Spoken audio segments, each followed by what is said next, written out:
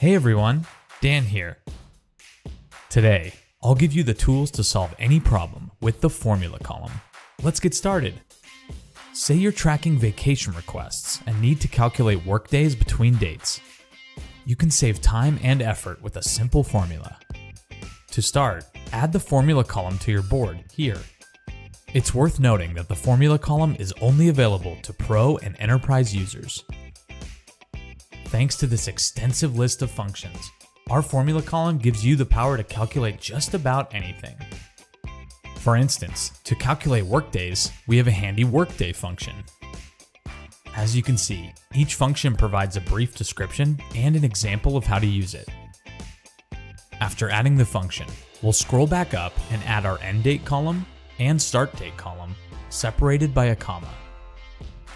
Finally, add a closing parentheses to complete the function, and click Set. Now, as start and end dates are filled in, we'll see the number of workdays instantaneously with no additional effort. When I say this is only the tip of the iceberg, I mean it. Within our knowledge base, you'll find a list of all available formulas, as well as popular use cases. Let's take a look at a few of my favorites. Here, we're tracking commissions with 5 different rates. Thanks to the if function, we can create a series of if-then statements to accurately calculate commission.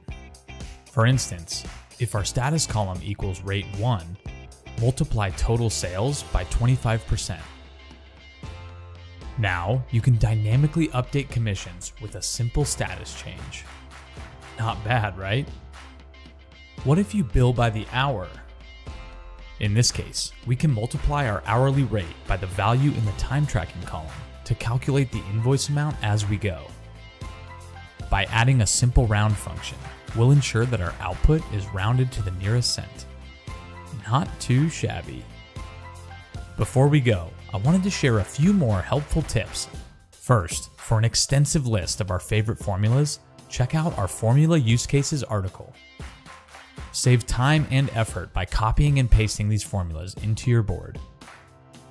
Just make sure you change the column names in each bracket to match the columns on your board.